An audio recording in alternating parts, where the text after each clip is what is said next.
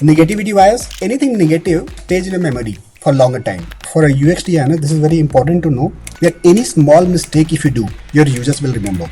We're actually joined today by our guest expert, Alok. When you do work for games and then you use those logics elsewhere, you realize that the power of gamification. You don't forget or you don't ignore the need of the user. It's more of a behavior shifting. No one likes a change, whether it's good or bad.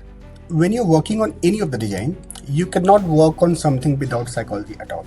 So everything does not work every time. That's the reality. If it would have been that straightforward, then of course everyone will learn it, and then I don't need to practice or I don't need to do A/B testing or anything. Let's not stereotype the Gen Zs. Gen Zs does not mean they are coming from very different planet. Information is the key. Give me only 10 information which is important. Why do you need to give me a complete paragraph about this t-shirt? I see the t-shirt, I know the price, I know the brand. Enough. So recently I was opening my social media app and I noticed something interesting. I kept getting pulled back by notifications and these subtle nudges that kept me scrolling. It made me realize how much psychology actually plays into design of the apps that we use every day. In today's episode, we actually explore how companies like Myntra use psychological principles to create addictive user experiences. We're actually joined today by our guest expert, Alok, who has over 19 years in the field and has shaped user experiences at Myntra, Microsoft, and Walmart. He's the author of Psychology of UX Designs and will share his insights from his book on gamification. I'm so grateful for this community and I want to show my appreciation. To test your knowledge, I'm actually launching a contest. Share your favorite takeaway from today's episodes in the comment below, along with an example of how you might apply it to a real world design project. The 3 most creative and insightful entries will win a copy of Alok's book, Psychology of Design. So go ahead and comment below. Whether you're a seasoned product manager or just starting your design career, this episode is packed with valuable takeaways. Here's what we will cover: the Zeigarnik Effect in action. We'll break down how this psychological principle is used in everyday apps to help you engage. Alok will actually share a real life example of understanding user psychology transformed a design project at Myntra. We'll also explore the science behind gamification and how it can be used to create positive user experiences. Alok will also share his experience with user research and how it can completely change your product direction. Welcome, Alok, to Behind the Feature. Before we dive right in, can you tell us a little bit about your background and why you're so passionate about design? So I'm Alok, almost 20 years of experience with graphic, web, UI, UX, research. I think you can think it and I can name it. It's like in design world, I've kind of made my hand dirty in almost everything. Started my career with just a graphic design, but with time I started moving from graphic to web, web to UI, UX, then research, because industry was moving with time. 2003 or so I started something of that sort, and then the world started moving to web world. iPhone got launched, then everyone was moving to more into mobile world. People started talking that, hey, website is not going to work, we have to work on the mobile website. So I had to move to mobile world, then UI, then UX. Back then I think no one even used to talk about the word UI UX. We used to be called web designers. I'm talking about 2007 or 2008, that time. Later on, UI UX became the big thing, and then I moved on. So all I'm just trying to say that with time, I keep learning. I am kind of doing something on the other all the time. So I have been doing my master's psychology while kind of working. I am continuing my doctorate as well while working. I worked on my book, which took me around 11 months. My book, Psychology of UX Design, again, is a side project, although I was working at Myntra. So I keep driving myself, keep doing a lot of different stuff. I always need some side project to work on design, to kind of upskill myself and learn from others. And that's how the world is going on. Let's see what the next project is. Alok, this is super interesting. Whenever I have guests who come with, such a rounded personality, and that's what I want to showcase, that yes, we can have full-time jobs, but we also have to continuously keep upskilling ourselves, and everyone has different ways in which they do it. I love talking to experts like you and learning, and that's my way to upskill. I want to ask you, what are the 3 things that one needs to become a designer today, in your opinion? Since the design has not remained just the design or just the craft or just the visual part, it has become way more than that. So if you ask about three things, one, the most important could be observe the people or observe the things. So things around you, products around you, you observe a lot. Have some opinion about that at all. You must have some opinion about that's good, bad, how it could be better, or how it could have been improved. That is very important. You need to practice craft a lot. That's the second part. You when I say craft, of course I'm talking about visual part or whatever, whether it's a research part, you go deeper into that. That is very important these days because competition is so high. There's the market is flooded with the talent. That's the reality. Skill gap is very less. I mean, there's a lot of people full of a lot of talent, so you need to be at the top in terms of craft. And the third thing I'll say about hunger for learning, that is something I see is the most important part here because I feel sometimes that skill can be taught. I can teach you a new tool. I can teach you Figma because there was a time we started working on Photoshop, then moved to Sketch, then moved to Figma. With time, you're moving, you're learning, you're upskilling. So I feel like skill can be taught, but the hunger cannot be brought. Hunger is something that if you have hunger to learn, you learn anything. You learn the next tool. I keep telling my students and a lot of emerging young designers whenever I meet that don't learn a tool, learn to learn a tool. That is very important because tool will keep coming. That's how this world goes on. I think, Alok, very well put. If I have to summarize your top three things, first is observe the people on the products, but more importantly, also have opinion. The second one is practice the craft, which means research and go deep. And third is learn and a hunger for learning. Definitely now I want to dive in for all our users and who they're just starting their product or design careers. It's you always wonder why you can't stop thinking about a unfinished Netflix series, but you barely remember the ones that you have completed, and that's psychology and design. And today I want to unpack that with you, that how companies where you worked in the past or currently like Myntra, how do you actually utilize these principles? So first, can you break down what this principle is for our listeners, and maybe if you can also walk us through an example from Instagram, Netflix, that our listeners would recognize instantly. I think the point you're trying to make is that you watch series or movies on Netflix, but you want to watch or you want to finish it off, maybe because you left at maybe half done, 30% done, 40% done. That effect is called Zeigarnik Effect actually. What exactly happens that your mind keeps reminding you something which is not completely done, which is half done, which is partially done. So something that you were working, you were on the way, you left, and maybe you engaged in something else. Now your mind still back of the mind, it keep asking you that hey, you have left something.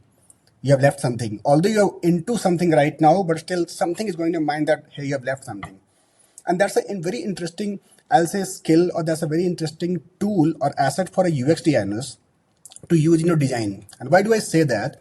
Is that it's very obvious that the user will come to your platform, they'll use your platform, or they are in the process. Maybe even if I take an example of maybe Myntra or maybe any e-commerce website or app, I come to a website, I look for t-shirt, I go through hundreds of t-shirts, I add to cart even, or maybe I add to wish list even, but I did not check out. Maybe my intention was not to check out right now, or maybe I was willing to check out, but because of certain reason, something external happened, price was not good, I'm looking for better price, I want to compare somewhere else as well, whatever reason, I did not conclude, I did not check out. Okay. Now with the help of Zeigarnik effect, it should be always coming to your mind of your user that hey, this is something you've left, this was 80% done, this was 90% done, just 10% left, you just had to put your CVV and you're done, something of that sort, right? Now this is the something that a UX designer should be always keeping in mind, that how do I make sure that I remind my user that hey, something was left over there. So I can do like I can remind my user that there's something in your cart. It could be via maybe notification if person has not opened the app at all. Maybe figure out a very creative way of telling the people that hey, you had left something very interesting and maybe it's running out, or you are away from fashion or something of that sort. You figure it out if the person is not on the app.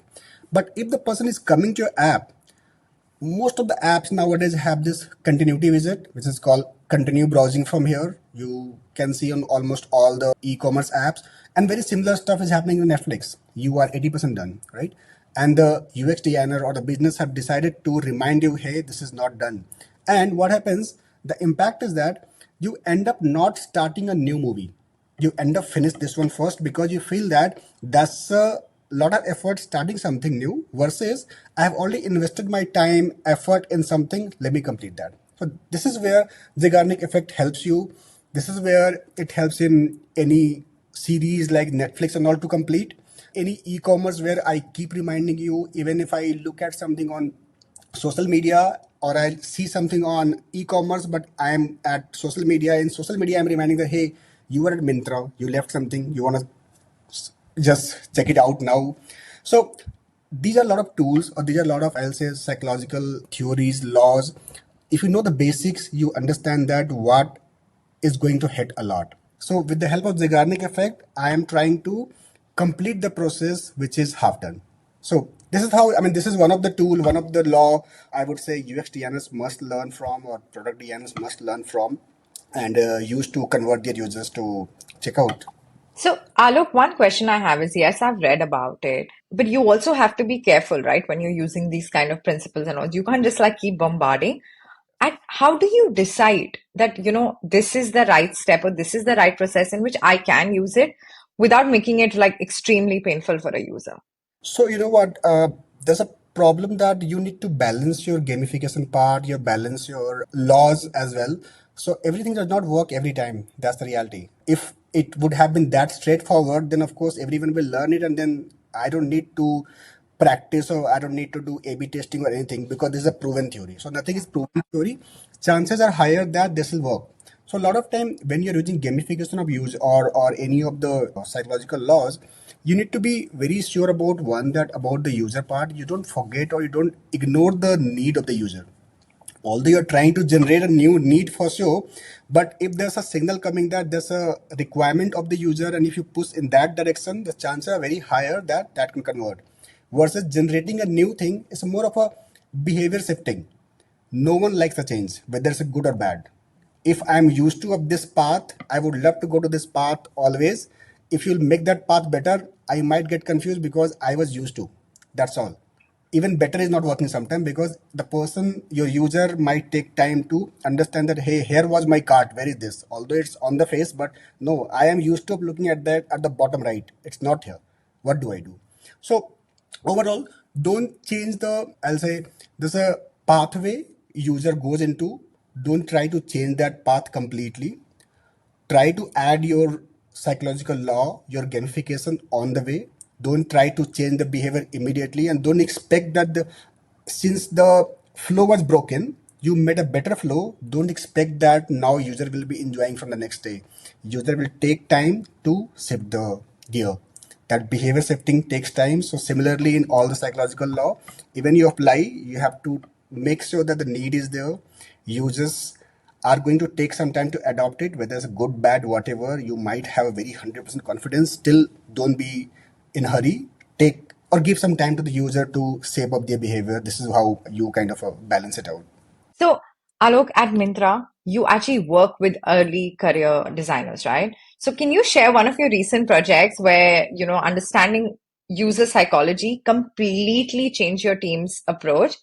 And what was the learning process like for everyone in the team? Well, I think there could be a lot. Let me think about something very recent in this.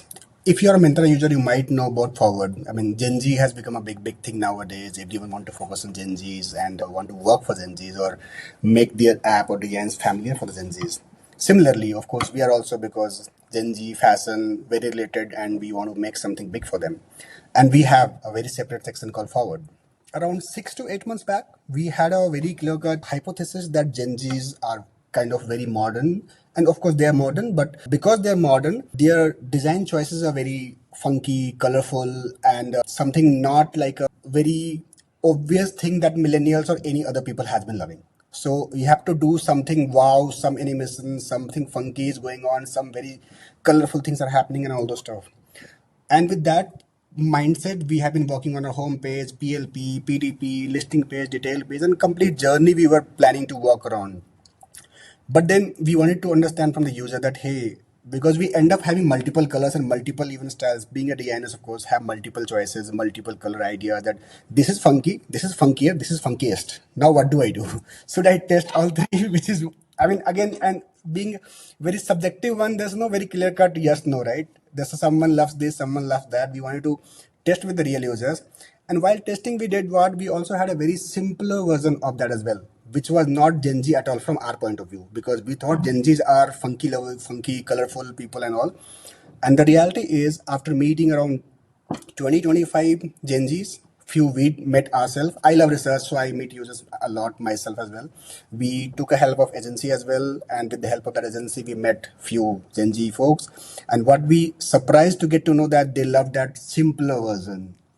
And what we realized that kind of the learning from that complete research came that let's not stereotype the Gen Zs. Gen Zs does not mean they are coming from very different planet. They love a very simpler version. They love a white, gray kind of simpler things where information is the key. The main information what you're giving, main product what you're selling is the major key, not the colorful things, animation things. Of course, those adds value and experience, but again, let's not kind of stereotype Gen Zs a lot as a very different kind of people. It's not the case. And from then that time onwards, we kind of learned that, hey, going deeper, understanding the psychology of the users changes your approach completely. And if you'll see that now our PLPs and PTPs are not very colorful, we tried to make it simpler. In fact, we removed a lot of information. If there's a, like, suppose 50 or maybe 30 lines for normal PDP, for Gen Z you will see 10 lines only, because they're like, give me only 10 information which is important. Why do you need to give me a complete paragraph about this t-shirt? I see the t-shirt, I know the price, I know the brand, enough. I don't want to know a lot more about a paragraph or something of this sort. So this changes our way of making decision for the design after meeting few users that they are not very different caricature. They are the one who loves simpler things, and yeah, this changed our approach to walk for forward a lot.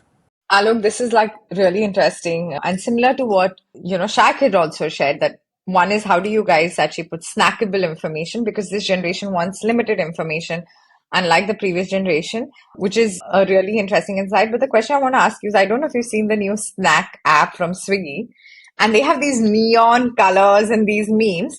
What do you think, in your opinion? Will that work? And I know this is a bit controversial, but I'd love to get. Yeah, I would not say that work don't work at my prediction, but I can tell my experience that we also had a very similar color called Cyberlime, which is a very neonish green color for we thought of going that route because 2024 predicted color for Gen Zs was Cyberline, very colorful neonish color, and we took a U-turn after some time only. What we realized after the research that this is something that people in a conference room sitting or kind of imagining that how the Gen Zs look alike.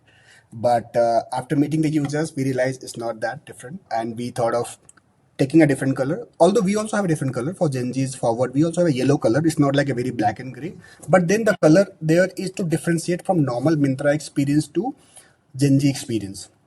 But the goal is not to make it very different style, color, funkier design, language, nothing of that sort.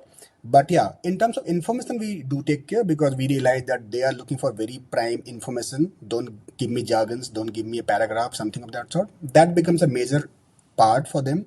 Kind of styles we are showing, that becomes more important versus making it more colorful, neonish, changey. I don't know, it might work for them, and I don't know if they feel that app is only for Gen Zs. I don't know. I'm not Gen Z. Can't I order? I'm not so. I would love to. No. Okay, that's great. So what I want to do is try and make this as super practical as possible for our listeners. And if they are working on their first design project tomorrow, how should they apply these psychological laws, principles? You know what? I think when you're working on any of the design, you cannot work on something without psychology at all. I mean, so that's a basics. That's a fundamental. So if you're not applying Fitch law, your design will not work. I mean, without even, or maybe you might not notice, you might not know, but you end up applying Fitch law, Miller's law, or Hicks law and all. That happens a lot. So I'll take a very simple example of maybe Gestalt theory. It called about Gestalt theory of proximity. The way you align your information, the way eyes kind of looks at the information and kind of scan it, because eyes are not reading, of course, every time. That scan and kind of make a group in the mind that, okay, how, what things are placed together. So very basic layouting any information on any home page or any maybe product listing page or detail page, how you're arranging, how you're grouping together, that's all about Gestalt theory of proximity. How two information are close to each other, by default looks like it's a one group. When you're second group, by default you have to make a good distance so that it's very clear that it's not part of this group, this is second group. These are very basic Gestalt theory. Again, psychological law. If you're not applying, you're going to mess up with your normal layouts. And it's not about just the web. It just go to print design, graphic design, web design, UX design, everywhere. Users, the way information is arranged is all about how you look at the proximity part. Or if I go maybe a little bit digital, go to maybe Fitts law.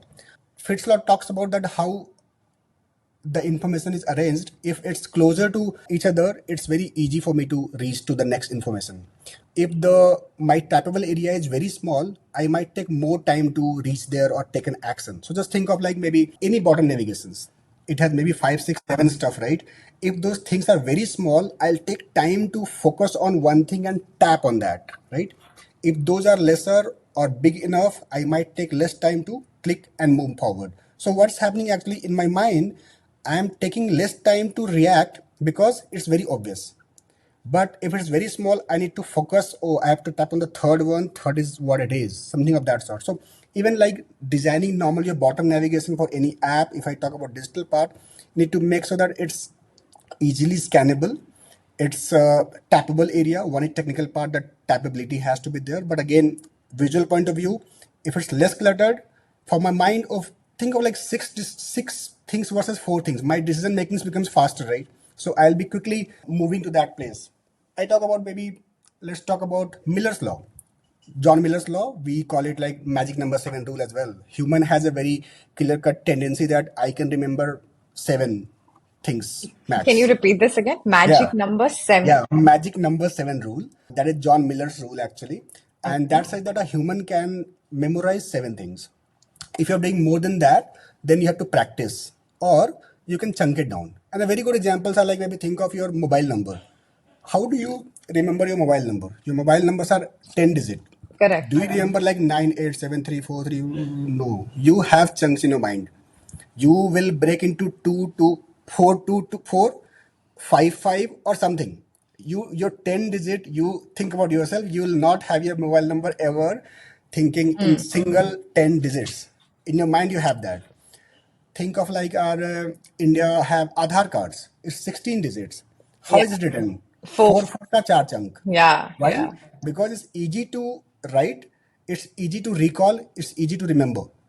Otherwise, it's going to be very difficult for the person to remember Aadhaar number. But now, because of this 4 into 4, I can remember credit card numbers. Again, chunks into 3, 4. So all these things are laws that you must use, and all these things are very important in all your information, the way you work on UX, whether it's for mobile, web, anywhere.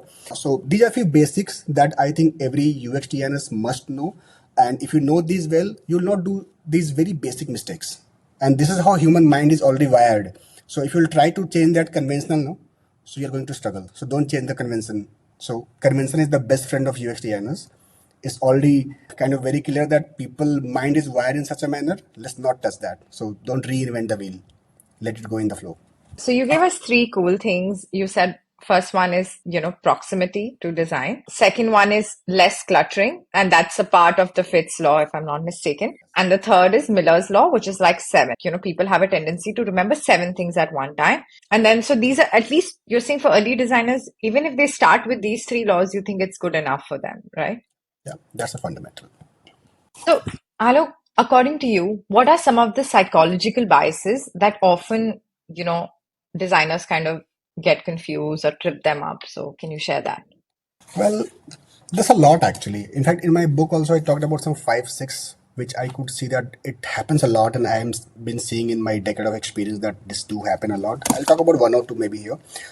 First could be confirmation bias. That's the problem of all the designers, all maybe not all, but a lot of people. And when I say confirmation bias is something that I think I know everything, and I want to confirm.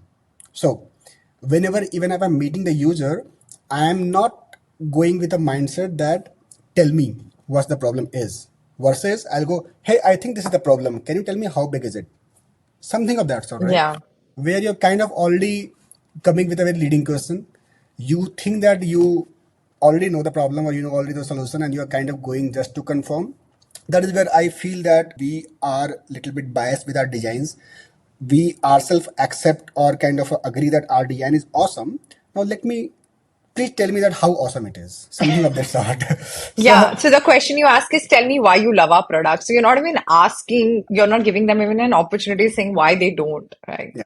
So maybe you have a different way of asking, but I see the intention of the user is that somehow, how do I make a good agreement from the user that the one I'm showing you is awesome versus tell me that how stupid it is. I'm not ready to listen to that, that is not working. Okay. Right. Second one could be this negativity bias, where this bias says like anything negative that stays in a memory for longer time versus any positive thing stays there for some time, I enjoy, it's gone. Because positive things are like I do try a lot to get something, the moment I get done, I move on immediately, I move on, I don't even enjoy that moment that I got it, I move on immediately, done, wow, next.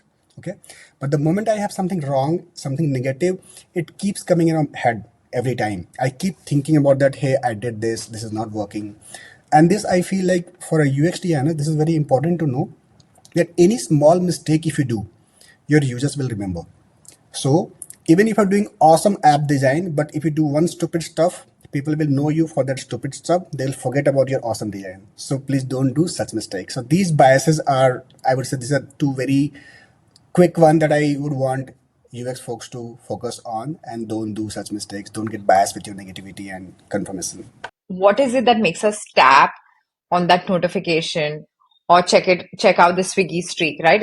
I don't think it's just FOMO. I'm sure this is science. And in your books, right? Like when I was reading it, you break down these addictive elements. So before we dive in, can you first tell us your mind blown moment when you first realized the power of gamification? I think you know what? In my career, I was talking about that I kept shifting the gear. And there was a moment I wanted to learn about gamification deeply. And that was the moment I left the normal career of product design. I moved to gaming world. Actually, I went to gaming world. I worked for 2.5 years in a gaming company. I actually designed game. I did the UX for the games. And that was the moment because I wanted to learn about gamification very deeply. When you do work for games and then you use those logics elsewhere, you realize that the power of gamification. To survive in B2C world, you need to go deeper into gamification. I went into gaming world, spent couple of years, learned gaming very deeply. I experienced things very deeply. I met gamers very deeply and then understood the power of that. And then I entered back to B2C world and started applying all the stuff. This was my way of going to not just learn but experience, then come back and apply. So can you break down the psychology behind Myntra's most successful gamified feature? And also, please walk us through the implementation of this feature from like inception to launch. I can quickly talk about a feature called UGC, which is Ultimate Glam Clan. We launched it few months back. I think sometime back I was talking about when people are not happy, they will come and they will write the review. But when people are happy, they don't bother to come to your place and write the review because they're happy. They don't need to come to you and tell, hey, I'm happy. Okay. That's the normal human tendency. It's not something different somebody's doing. It's normal. In our this feature, primarily what we targeted is that there's a lot of content available. There's a lot of users buying a lot of stuff from Myntra. And there's a lot of reviews actually pending. There's a lot of reviews in their back of their mind, but they're not telling you. Although it's good, or maybe it's bad. I'm not looking for good feedback, I'm looking for honest feedback. All I want that you write. I wanted my users to come and write, and if they're writing, that becomes a very insightful content for everyone. And also it's very trustworthy because it's not Myntra saying, it's not IAMS or somebody saying, it's something users who have bought, have used, they are saying that, hey, this is what I've used, this is useless, this is awesome, this is what I, whatever it is. So actual reviews. This UGC Ultimate Glam Clan works in that direction actually. So what actually happens that we are kind of convincing or encouraging our users to come to the platform and write the positive review. Okay.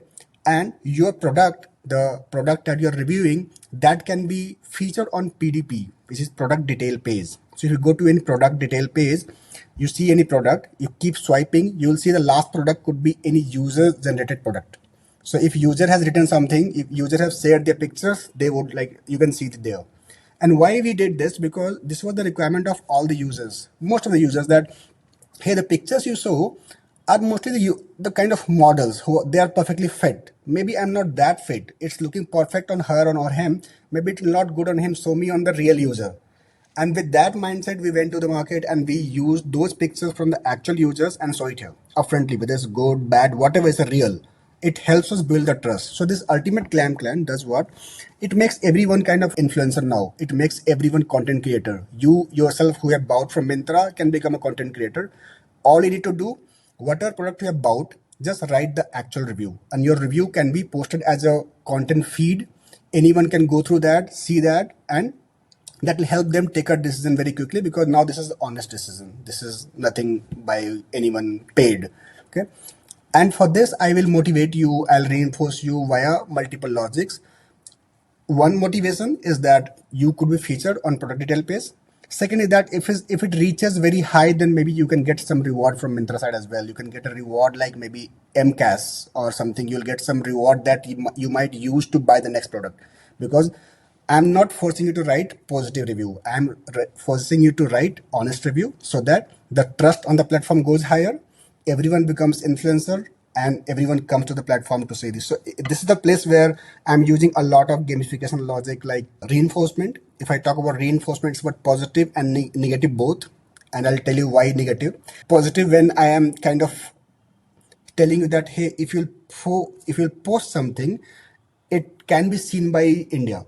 That itself is a big motivation for me, for an influencer, for a person who loved social content, who want to be in social media. It's an awesome thing for them. And if it reaches a big one, then you get some reward. Now, if I give you reward, maybe I give you reward of maybe 100 Myntra credit or something that you can use in the next purchase. But then I add a catch of expiry. Okay. This Myntra credit will expire in maybe 15 days, 20 days, 30 days. Here comes the negative reinforcement. Okay. Now there's a risk of losing. Now I want to make sure that before this amount expires, I'll make my purchase. So now the person will buy more. If the person will buy more, he will write more review. And when he will buy the more review, he'll maybe write more. So it's a loop now, positive reinforcement, negative reinforcement, and make them earn reward and let this UGC grow and building the trust. So this is something we worked on this UGC. You can go to this platform, is available already online on Myntra. And it's one of the feature that our users are loving a lot. I think, Alok, thank you for being so honest and transparent and sharing this gamified feature that you all have created. It actually sounds similar to the Guru feature that even Dream 11 app has also launched, right? They're creating a community of their people who actually were creating YouTube videos. They said, hey, let's get them back on the platform. What I also want to ask you is, how do you think these principles of reciprocation, reinforcement actually play out in real products? Can you give us a couple more examples that you can share with us? If I talk about reciprocation, I feel nowadays in most of the B2C world, people are using a lot. Let me think, like take example from, we talking about Netflix a lot. Netflix, you use my product for 3 months and then you get the subscription. So first 3 months or first 1 month is free. I don't know if it's there right now or not, but I remember when I subscribed, it was free for a month or 2 months. Go to Spotify, free for particular time, then I'll give you, you can buy this, something of this sort, right? Any other product. I mean, think of LinkedIn Learning, 1 month free, and then you go for LinkedIn Premium. I think use for a month free of cost, and then after a month you'll be charged. Okay, what Correct. exactly is happening? Reciprocation that says that don't ask user for a favor, give them something first and then ask for the favor. Now user would like to give you favor because they have invested, and also it's a kind of guilt or kind of a courtesy that because the product has given me something, I should give something back. So of course 100% will not convert back to become a premium customer, but a big chunk can be. And that's the reality in reciprocation world. This is how it works.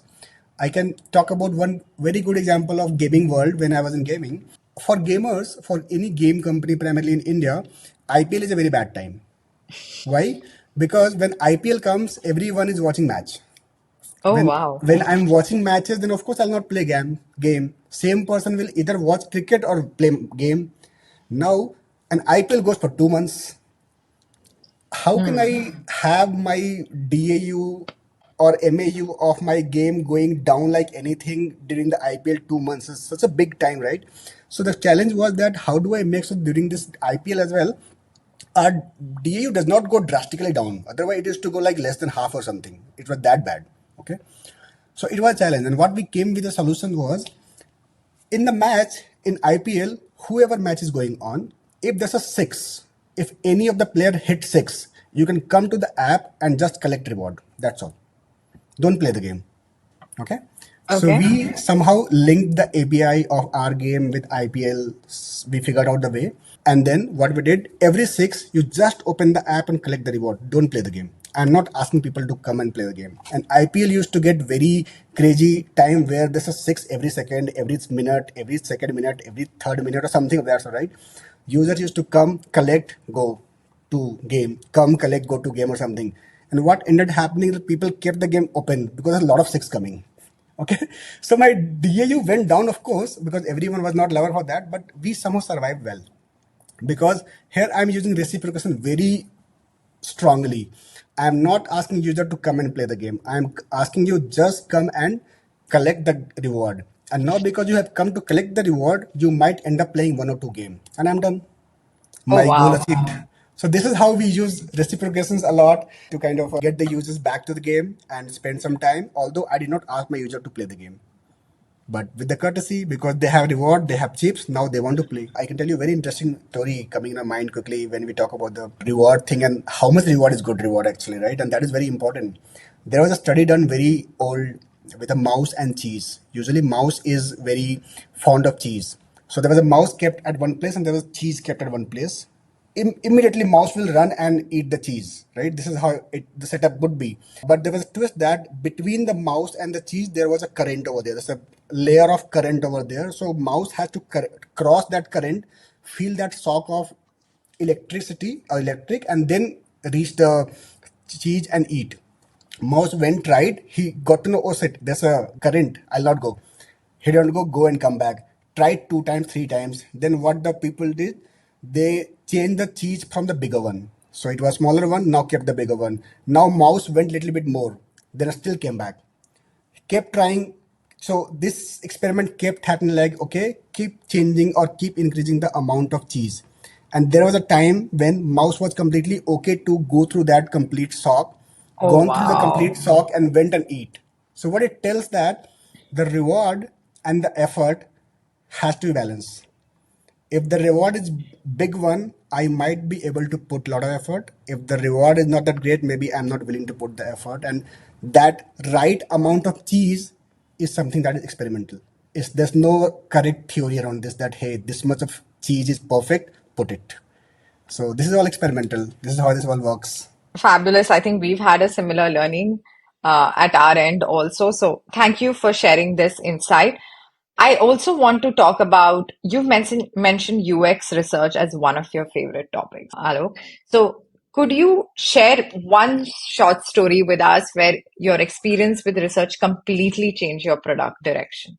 I think one of the example I did talk about was Gen Z thing, that forward thing that we did that changed our mind completely, and this happened. And I myself have been going to user a lot. I've met a lot of users multiple times, and in research, I feel the power that moderator has is very important. The person sitting in front of you, when I'm talking about research, I'm talking here about maybe a user research. When I and you are talking together here and I want to take out something from you, you are a user of my app and maybe you don't want to tell the information. So I remember I was doing one user research, meeting a user in Delhi, Radisson, and it was for game as well, actually. And I wanted to take out some information from the game, and I got to know that in the game, people do cheat a lot. People do cheat a lot, and why? How do they cheat? Like it's a card game. There are four people sitting in the game. Then those three people are kind of friends. They figure out the way to come to one table. The moment the fourth people come, then of course they can loot because these three people know each other's card well. So very easily they can loot the person. Okay.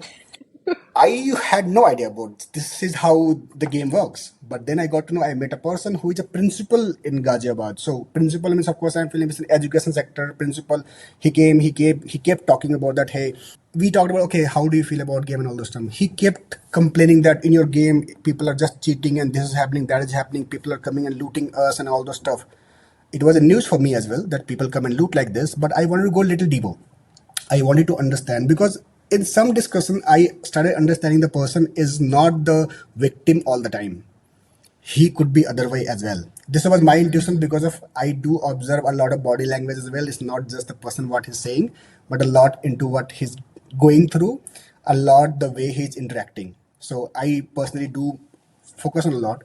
So there was a time I can talk this in Hindi a little bit. So मैंने पूछा कि आप game में खेलते हो आप क्या होता है यार आपके गेम में 4-5 लोग आते हैं और हमें लूट लेते हैं मैं तो गेम खेलता ही नहीं मज़ा नहीं आता मैं तो छोड़ देता हूँ हम कि ओके फिर क्या करते हो आप आए गेम में आए लोगों ने लूट लिया फिर आप क्या करते हो कुछ नहीं गुस्से में फ़ोन बंद कर देता हूँ फिर नहीं करता हम कहा फिर क्या करते हो यार क्या करूँ मन लगता नहीं है इस गेम में ही सब कुछ है मैं फिर खोल लेता हूँ फिर खेलने लगता हूँ फिर आते हैं लोग फिर लूटते हैं फिर आधे घंटे खेलता हूँ फिर भाग जाता हूँ तो बोलते हैं, सर आपका बार बार ऐसा होता है आप प्रिंसिपल हो बार बार ऐसा होता है आप हर बार ऐसे खेलते हो हर बार कोई आपको आके लूट के चला जाता है कोई आ रहा है थप्पड़ मार रहा है आपको बुरा नहीं लगता then he came to the real world होता है ना जब मैं भी देखता हूँ बहुत होता है ना कि हर बार हो रहा है हर बार हो रहा है तो मैं भी अपने 4 दोस्तों को बुलाता हूँ एक टेबल पे बैठ जाता हूँ मैं साले को लूट लेता हूँ Ah. Yes this is what is happening.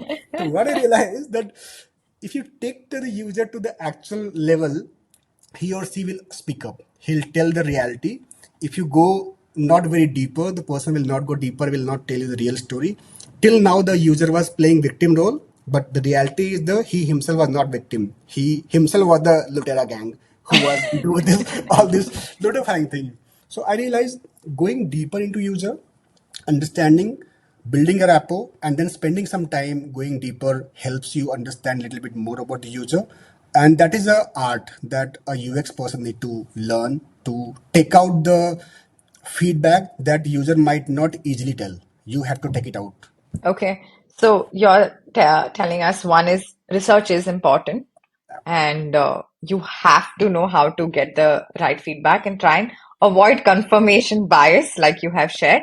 What I want to say is see, both of us come from companies where we have enough budgets, where we hire agencies, big user research team. There might be listeners who are working in small teams with zero research budget. I want you to give me बिल्कुल पैसे नहीं है बताओ मैं कैसे That's जाके research करूं because it's important. Yeah, it's important, and actually, the biggest part is that you need to trust on the value of research first. Then only you'll be able to sell the story to your management that hey, this is important, or maybe do something at the point when maybe you do without budget so that you can prove, and then maybe you can get budget. That could be a way to get the budget. So I tell you a few things that I have tried in my previous because I have not worked on always in a bigger. I have worked on smaller as well. Where of course, yes, I did not have budget, and I wanted to push for this. So, for example, there's no budget. You have to meet the user. How will you get the user? How? Because company is not going to help you. So, that's what when you work for a B2C organization, it's a bit easier for you to get to the user. So, if I Oh. want the user of Myntra, it's very easy to find in my vicinity, in my apartment or other places, or maybe social media and a lot of other places. It's very easy to figure out. So get the users with your contacts, friends, family, friends of friends, and other places, and try to meet few users for sure. So one thing, this has to be your habit of meeting the users. That's very important. You figure out the way. I tell you, I have reached out user at Saudi Arabia, where talking to a girl in Saudi is so difficult. No one was willing to talk to me because I was from India and she was a girl, and I wanted to know about some culture about Saudi because we know that Saudi is a very restrictive culture and all people don't play game and all over there. But somehow I had to figure out what I did. I tried all my things, could not work. So what I did, I went to LinkedIn. I started finding out UX designers in Saudi Arabia. At least वो तो बात करेंगे मुझसे कि मेरा experience 10-12 साल का 15 साल का है शायद बात करेंगे सीनियर है लेट मी टॉक तो at least what I'll get to know that okay what exactly is the culture of Saudi Arabia. So this is how I figured out my way depending upon what I was going through. So all I'm trying to say that figure out your way of getting your user via social media, via contacts and whatever, but the habit should be meeting the user. If you're allowed, you must have a community or a group of your users as a WhatsApp. So this is a practice that I've been following in my almost all the organizations, whether it's gaming, last was Vedantu, even in this Myntra, is that I used to have a group of my users in a WhatsApp group who are very active users, whom I can immediately throw some design and I can get immediate feedback. Every time, just think about normal, maybe a pop-up where I've written a copy. There's a debate happening between four designers that this is right, this is wrong, and we all are not users. Completely Mm. wrong. So why don't I give this to those 10 users and let them revert and listen them? Why are we putting our mind a lot? So Uh-huh. I do use those apps a lot. I have used previously a lot. I keep meeting those users very often every month and all, so that I get to know a lot. So all I'm just trying to say that stay very closer to your users via social media or make your own community, give them some reward so that they have some reason to be part of that WhatsApp group. And for you, it's a very easy access. Something has to go immediately, but you have access to 100 people, at least five will revert. You have something from users, not from biased designers. So some research is better than no research. So that's something you have to make sure. That is very important, but that I keep trying. One last thing I see that people do say that, hey, we have our project plan ready. This is a 1 month plan in the sprint. This is time for PRD. This is time for UX design. This is the time for development. This is for testing. This is live. When will I do research?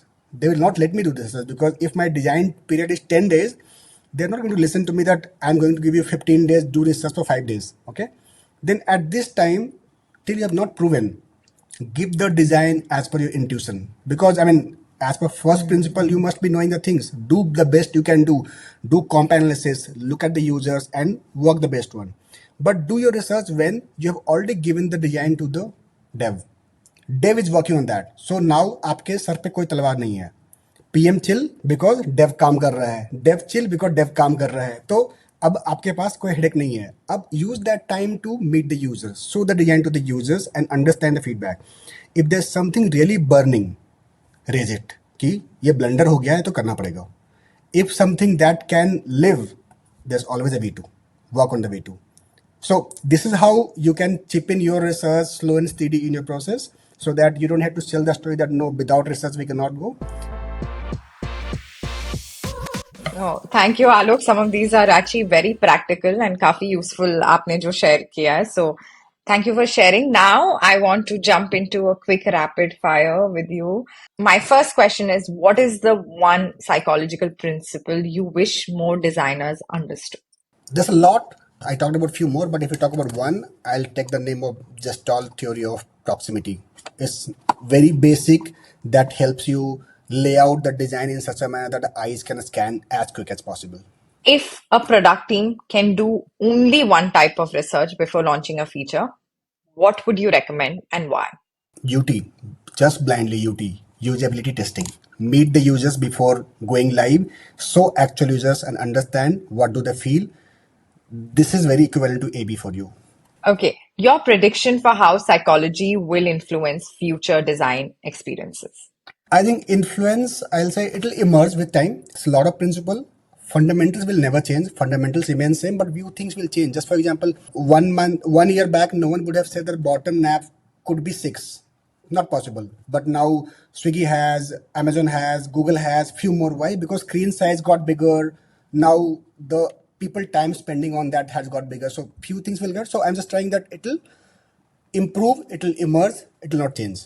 Okay, what actually surprised you about user behavior while you were researching for your own book? My users were designers, and I realized that they were lacking the Indian app example, the app they're using every day. Then they knew the theories, the practically how do they use that, or इस app को इसने ऐसे use किया इस theory की वजह से. That I tried to fill the gap, and I got to know they did not know, so I made fill the gap, that bridge the gap of theory and practical actually. But same thing I'm also trying to do. Keep people don't know Indian products. So I'm like, let me try this.